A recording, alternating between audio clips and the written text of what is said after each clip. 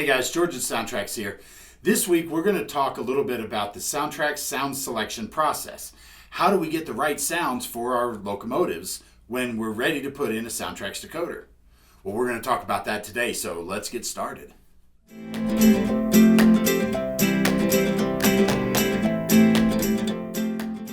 Now, when it comes to getting a brand new model that you're super excited and ready to put in that SoundTraxx decoder, what's the first question we have to ask? Well, the first question we have to ask is, what is the locomotive that we're working on? And here in front of me, I've got a wide range of different locomotives and even different scales that you can take a look at. And we have sounds for every single one of them that are here on the table. Now, the question is, how do I know which one?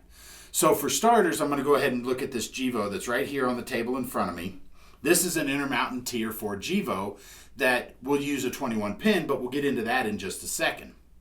The first thing we want to know is, what is the locomotive? In this case, this is a GEVO Tier 4, and that's a General Electric. General Electric Evolution Series is what they called it, and that has the Tier 4 sounds. So the question is, well, where are the sounds at? Well, our decoders are grouped by family, and all the sounds are preloaded so that you're not having to spend your valuable hobby time downloading sounds onto a decoder, only to then find out either the files didn't take or that you bricked the decoder. But all that's done here in-house so that way we can hand test the decoders to make sure they all work the first time for you. But I digress. So when you get that, we'll look at this, it's a GE Evolution Series, and we want to get the GE decoder. So we go to our files, and this is where you can find the sound selection references. And so you're going to find those usually under the support and then documentation, and then you'll see sound selection references, or you can actually find them under the installation help, and then there's a list for sound selection references. And when you click on that, you're going to see all the sound selection references for the different families of decoders that we offer. And I'll get into that in just a second as well. But what you're going to do is you're going to say, okay, I want a Blunami or a Tsunami2 for this Tier 4 GEVO.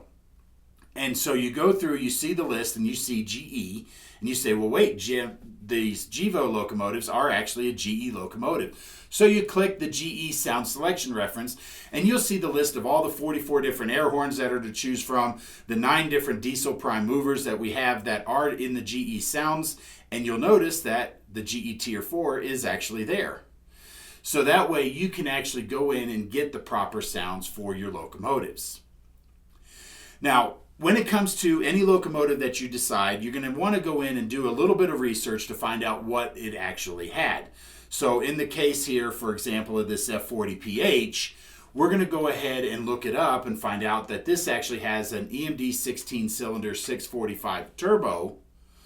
And so we go into our EMD selections, and one of the things you'll notice is that we actually have 2 EMDs. We have EMD and EMD2. What's the difference? Well, the different prime movers that are available.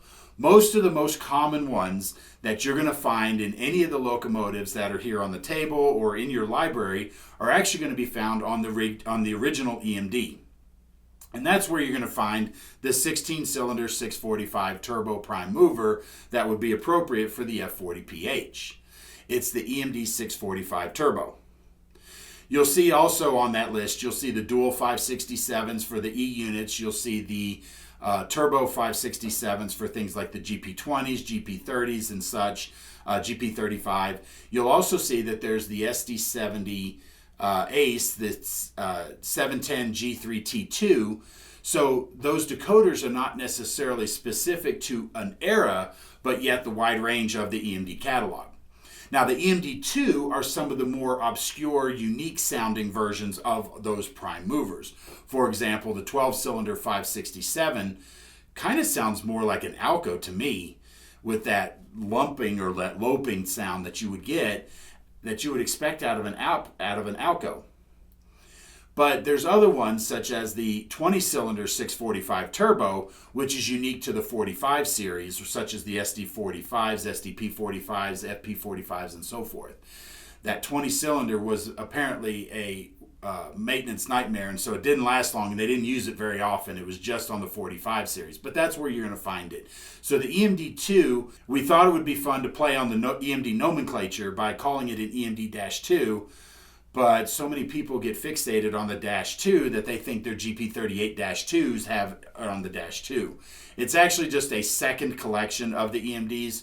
So when you do your research, you go online, spend a minute looking for, like, say, for example, the GE-840BW or CW, the GEP42s or the SD80 Max. You'll find what that prime mover is, and then you'll go to our website, search the sound selection reference, and then you'll find the family and the sound files of the decoder and the locomotive that you're looking for. Now, when it comes to Steam, all of our Steam sounds are preloaded into essentially one decoder. There is a unique one, and I'll get to that in just a moment. But all of our sounds are preloaded into one decoder. And in that decoder, you have 90 whistles to choose from, 54 bell recordings, 10 exhaust chuffs, 10 air compressors, and more that you can create without counting volume adjustments, 2.1 billion possible sound combinations. And that's just selections of the sounds and things like oil burner versus coal or wood burner and all that type of stuff. Lifting, non-lifting injector, power reverse, manual Johnson bar. Again, depending on the type of locomotive you're looking at. All of those sounds are preloaded into the Steam decoder. So Steam, you just select the Steam sounds. Now, I did mention that one oddball, which is the Big Steam. Now, that actually has the recordings of the big boy, the 4014. A lot of people are very excited about having models of the new big boy, the 4014. We had the opportunity to record it on one of its first trips out of the stables in Cheyenne, and so therefore we had to have that available. So we removed a couple of the oddball sounds that were in the Steam decoder, reloaded them up with the big boy sounds, and now it's called Big Steam.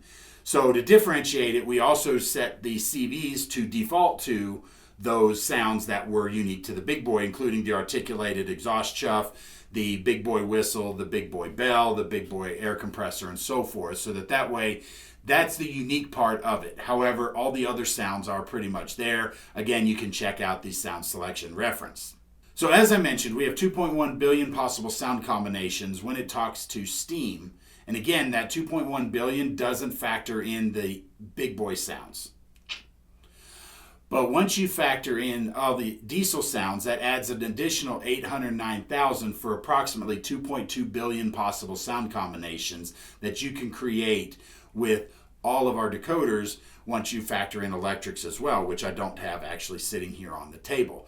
Now, the electric decoder can do everything from a heavy electric like a Milwaukee Little Joe or a Pennsylvania GG1 all the way down to a trolley or streetcar, with all the sounds in there and adjustable so that you can decide which one's for you.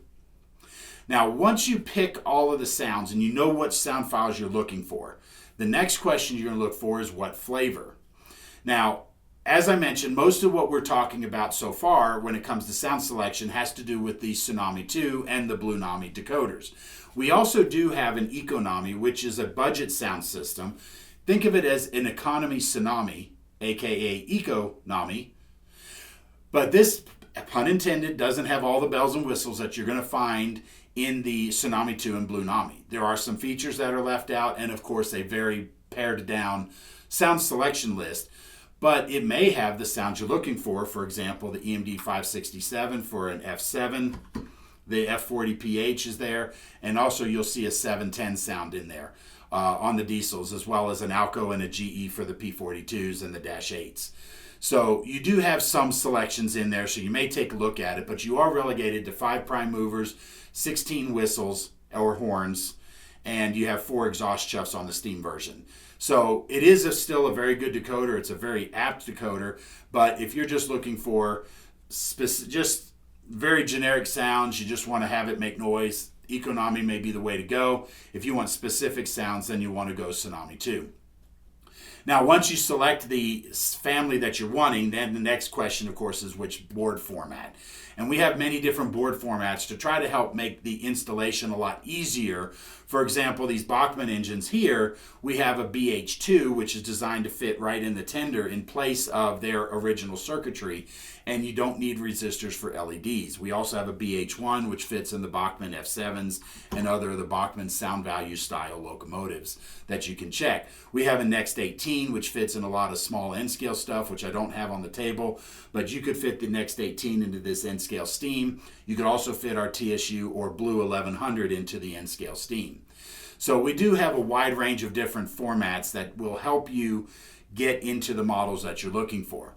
Now, in the case of, like, for example, the KN1, which is our Kato N-scale first decoder board format, the sound files on that are very selected to match that particular decoder installation. So that decoder will fit into the F units, the E units, the P42s, the SD4 or FP45s or whatever, or F40PHs. So you're going to see those sounds all mixed to match that particular family of locomotives in the Kato product line that decoder drops into. But the rest of them will find all of the same sound files as we talked about: EMD, GE, ALCO, Baldwin and Others, EMD2, electric or steam. All of those you're going to find in all the other board formats. So you just need to pick the one that is there to make the installation much easier. We have universal wired decoders. We also have board format, board replacement style decoders. So again, it just depends on your installation. There's a lot of different methods and a lot of different ways to do that. So when you go back into the catalog, you can find that out. Now, if you have any questions or need any further assistance, please contact us at SoundTraxx.com.